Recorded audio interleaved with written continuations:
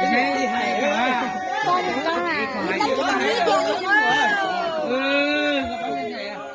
Sụt theo. Thế sao đó? Ô, hay đấy mở lưới thì có chứ. Mở lưới. Cho nó à. Mở lưới ôi. Cho nó à.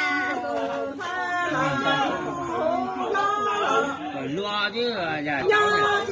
Chú này. Mở lưới thì con gái. Chứ mở lưới quá.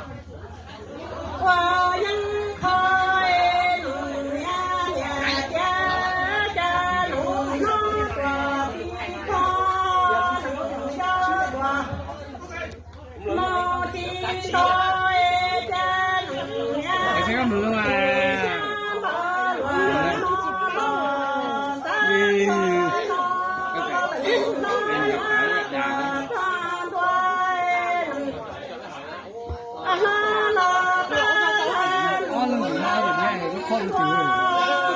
Thì coi là con cho tôi mua.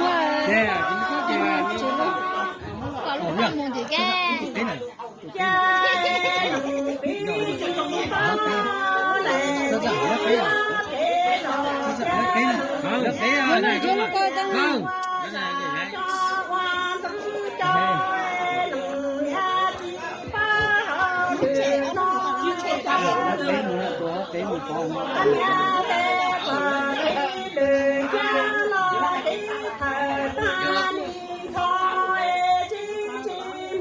Mày luôn là con ơi, là gì mua luôn đi, mình cái là biến thế này.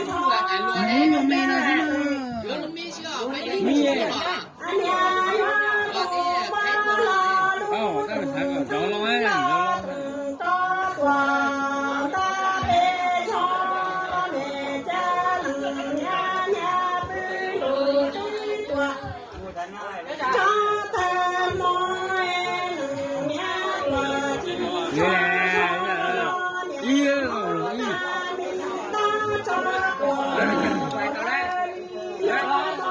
rồi đó là lò cái tông hay kia đấy.